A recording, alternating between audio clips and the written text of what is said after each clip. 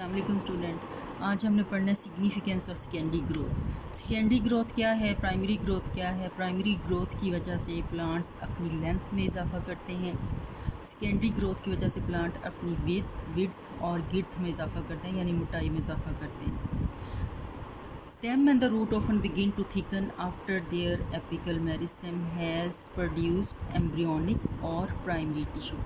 अब primary tissue जैसे ही बनेगा और वो बन रहा है एपिकल मेरिस्टेम की वजह से। मेरिस्टेम्स वो सेल्स होते हैं जो डिवाइड करते रहते हैं, that have the potential to divide for the whole life of the plant. Different types of meristems हम आगे पढ़ेंगे। एपिकल मेरिस्टेम की वजह से प्राइमरी ग्रोथ होगी, मीन प्लांट की लेंथ में इजाफा होगा।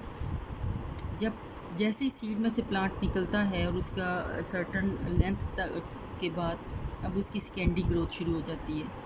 और सेकेंडरी ग्रोथ है क्या, an increase in plant girth due to vascular cambium and the कॉक cambium is called secondary growth. और उसकी गिर्थ और डायामीटर में या उसकी विड्थ में इजाफे को हम सेकेंडरी ग्रोथ बोलेंगे। और यहाँ पर वस्कुलर कैम्बियम और कॉक कैम्बियम आ जाएंगे जो सेकेंडरी ग्रोथ करेंगे। Secondary result of secondary growth is most evident in woody perennial plants like trees, shrubs and the vine. Perennials हैं जो biennials and annuals, वो plants होते हैं। annuals जो अपना लाइफ साइकिल 6 मंथ में कंप्लीट करते हैं, biennials जो 1 ईयर में कंप्लीट करेंगे, और perennials जो again and again fruiting stage आएगी, फिर वो वेजिटेटिव हो जाएंगे, फिर वो फ्रूट प्रोड्यूस करेंगे और कई सालों तक चलते हैं, उनको हम perennial प्लांट्स बोलते हैं।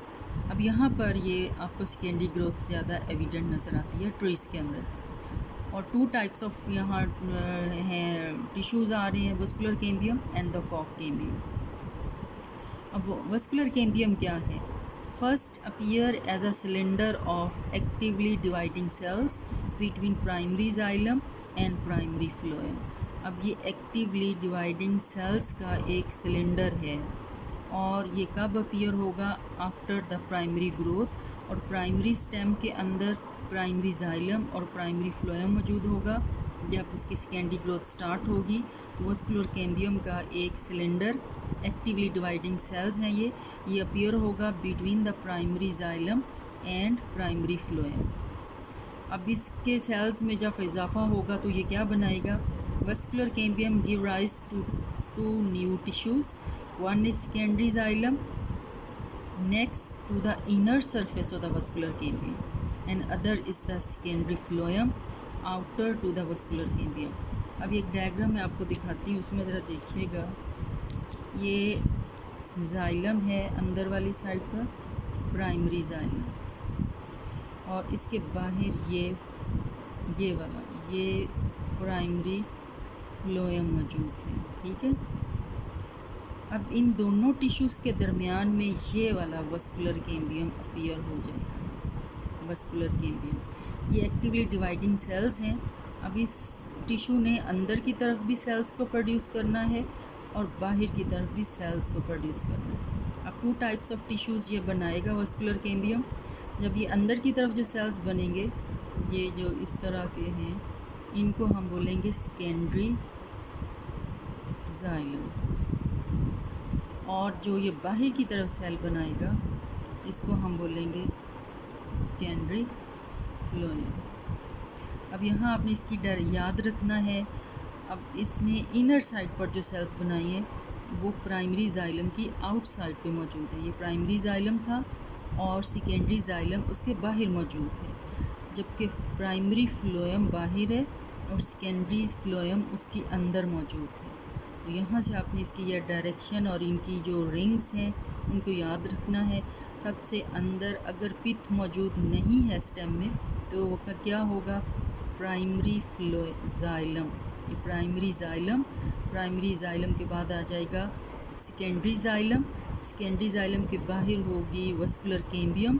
वस्कुलर कैम्बियम के बाहर है सेकेंडरी फ्लोएम और सेकेंडरी फ्लोएम के बाहर होगा प्राइमरी फ्लोएम। उसके बाद पेरिसाइकल और एंडोडर्मस और एपिडर्मस वो फर्दर जो स्ट्रक्चर हैं स्टेम के अंदर वो मौजूद होते हैं। तो आपने ये इसकी लोकेशन याद रखनी है। मैं दोबारा यहाँ से आपको बोल दूँ, vascular cambium give rise to 2 new tissues, 1 secondary xylem inner surface to the vascular cambium, vascular cambium के अंदर की तरफ सेकेंडरी जाइलम बनेगा and other is the secondary phloem outer to the vascular cambium, और वस्कुलर कैम्बियम के बाहर की तरफ सेकेंडरी फ्लोएम होगा।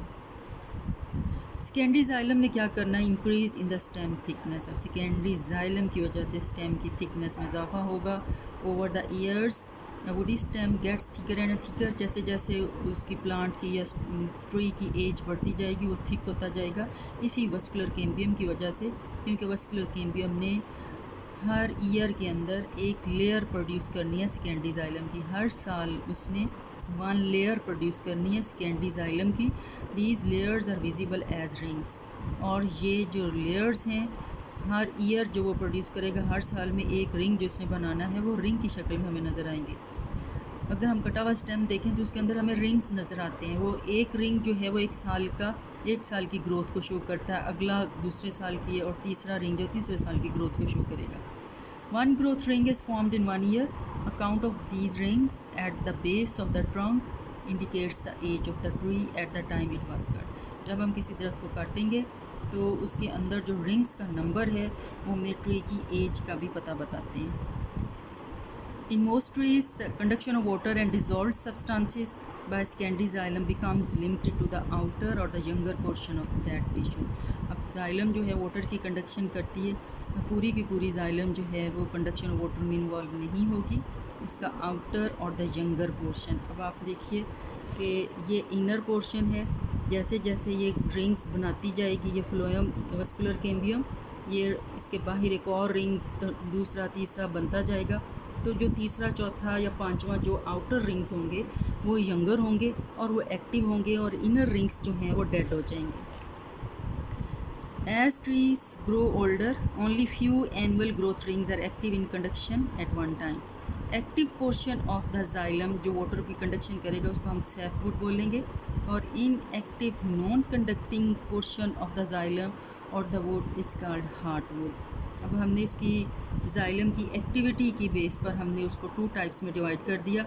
वो वाले जाइलम जो आउटर और द यंगर पोर्शन जो बाहर की तरफ मौजूद है वो कंडक्शन ऑफ वाटर करेगा, उसको सैपवुड बोलेंगे, और inner portion of the xylem जो है जो कंडक्शन ऑफ वाटर नहीं कर रहा वो डेड हो चुका, उसको हम हार्टवुड बोलेंगे। कुछ स्पीशीज़ के अंदर हार्टवुड के अंदर वैरायटी ऑफ केमिकल्स जमा हो जाते हैं, क्योंकि अब उसने वाटर की कंडक्शन नहीं करनी, तो रेजन्स, ऑयल्स, गम्स और टेनन्स उसके अंदर जमा हो जाती हैं जो कि उसके resistance to decay and insect attack से बचाती हैं, for example and red cedar and conifers.